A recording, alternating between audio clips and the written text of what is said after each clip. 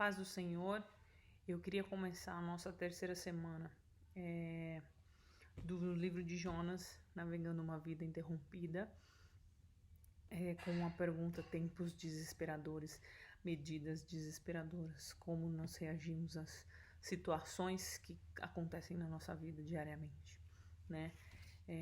Quando cometemos um erro que nós causamos ou um problema, vem sempre a pergunta: e agora? O que vamos fazer agora? Né? E ali a vida de Jonas, ali naquele barquinho, quando ele estava dormindo no profundo, os marinheiros se perguntaram: e agora? O que nós vamos fazer agora? Né? A tempestade estava ameaçando quebrar o barco ao meio. Os marinheiros estavam totalmente desesperados e cada um clamava ao seu Deus. Mas lá embaixo estava Jonas, dormia num sono profundo, né? Em Jonas verso 1, 5, né? Mas então Jonas veio, e quando Jonas veio, ele explicou de onde ele era e o Deus a quem ele servia. Então os marinheiros ali se encheram de grande temor, como diz no verso 9. Mesmo Jonas tendo desobedecido ao Senhor, as consequências revelaram abertamente o pecado de Jonas pela sua própria boca. Pois ele foi ali, conversou com os marinheiros e falou quem ele era, e falou para os marinheiros que se jogassem ele no mar, a tempestade pararia. Porque então o Deus dele, né, de Israel, era o Deus de Israel.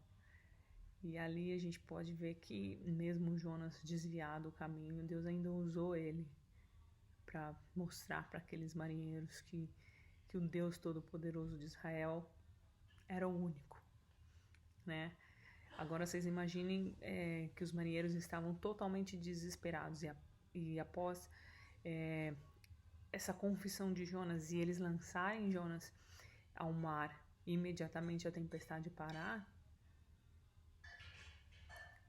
acredito que a fé desses homens deve ter aumentado, não é? Deve ter crido ou deve ter pelo menos causado alguma curiosidade sobre o Deus de Israel, que Jonas estava ali falando que ele tinha fugido e que no momento em que jogaram Jonas, a tempestade parou. Isso significaria que o único Deus Todo-Poderoso tinha ali tomado as decisões e tinha dado um fim àquela tempestade. Então era um Deus Todo-Poderoso e Todo-Soberano, né? E tudo isso não deixa de ser um grande testemunho na vida de Jonas e daqueles marinheiros. E o instrumento espiritual, né, para eles. Muitas das vezes nós paralisamos em algumas situações difíceis, mas ao invés de sentarmos, pararmos, desanimarmos, devemos nos perguntar: e agora? O que nós devemos fazer? Né? Quando estamos indo na direção errada em qualquer área da nossa vida, como nós agimos? Nós vamos para Deus, vamos buscar, mas para Deus devemos reconhecer o nosso erro, aceitar a disciplina divina, pedir perdão e agir na direção de Deus, né? Ela faz uma ilustração bem interessante de um elevador, onde a mulher estava esperando o elevador e o elevador finalmente chega. Só que ele chega e esse elevador está completamente lotado. Mas ela insiste em entrar e ela pode ver ali no rosto daquelas pessoas que estavam no elevador que estava cheio, tipo, você não se toca, você não cabe. Mesmo assim ela insistiu em entrar no elevador. Então, quando o elevador se move, ela vê que ela está indo na direção errada. E aí tem lá 22 andares para ela subir. Mas com aqueles cotovelos batendo, aquela raiva, aquela coisa dentro daquele elevador. Qual que é a decisão que ela deve tomar? Ela deve sair, aceitar o seu erro, dizer que errou, ou simplesmente sair do elevador e pegar o outro na direção correta? Ou simplesmente engolir o seu orgulho e seguir ali os 22 andares porque ela não quer se sentir errada? Isso é uma pergunta, é uma história hipotética, mas bem interessante, né? Às vezes nós não queremos sair para não mostrar para ninguém que estamos errados, que não queremos fazer algo para que sejamos sempre o certo, para que a nossa vontade prevaleça. mas nós devemos sair do elevador e esperar a direção de Deus e ir para a direção correta, porque não há outro caminho a se seguir, né?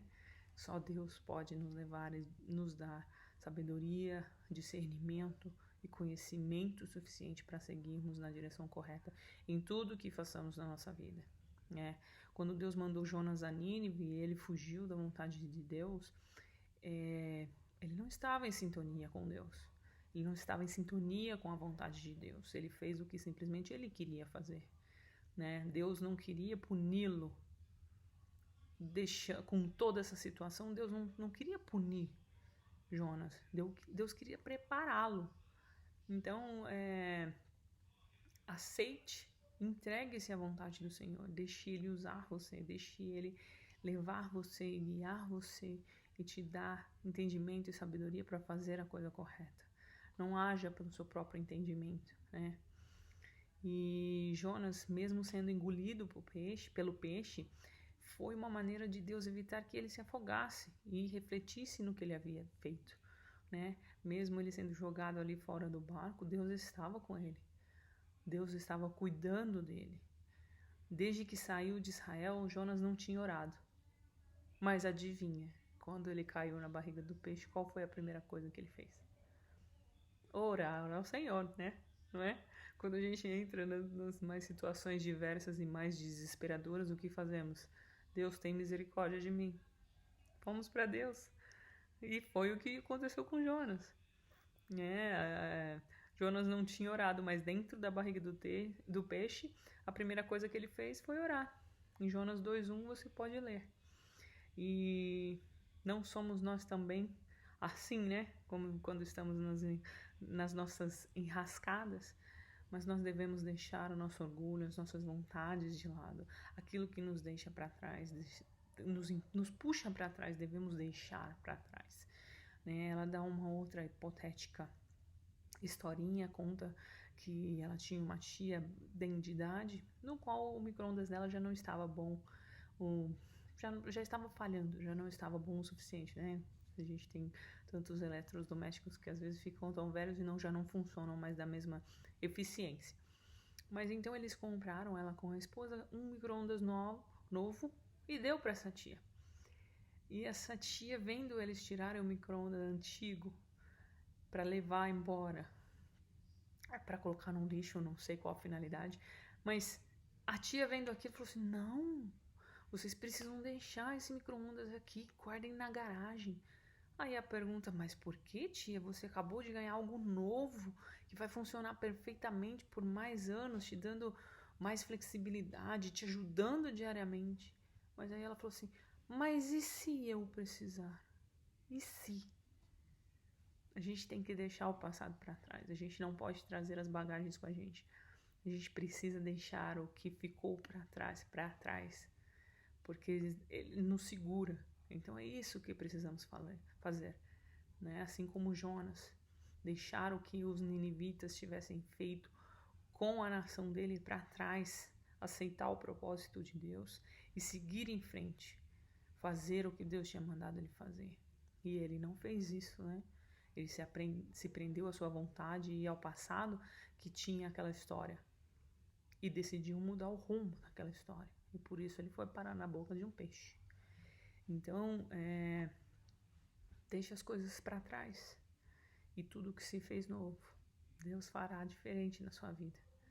Faça a vontade de Deus, mesmo que a vontade de Deus seja contra a sua vontade, pois a vontade dele é a correta, pois ele sabe o dia de amanhã.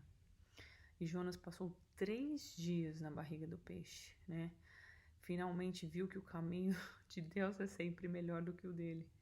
E aí podemos ver que Deus estava com Jonas, Deus estava cuidando de Jonas, porque você passa 3 dias na barriga de um peixe, com todo o suco gástrico, precisando de água, precisando de comida. Aquilo tudo, aquele tempo, provavelmente foi só um milagre com Deus, porque não há outra explicação.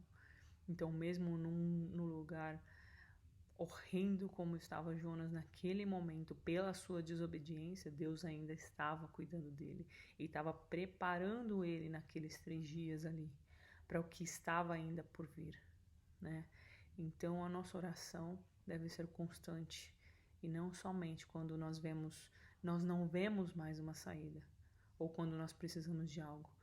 A nossa procura por Deus deve ser diária, não somente quando precisamos, quando queremos, quando estamos com falta de algo, mas que Deus nos encha a cada dia, que Deus trabalhe na nossa vida, no nosso ser, que dirija os nossos passos todos os dias, mas para isso precisamos buscar diariamente. Amém?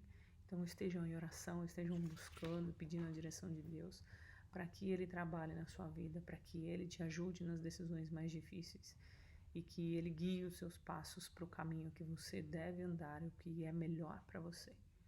Amém? Que Deus os abençoe.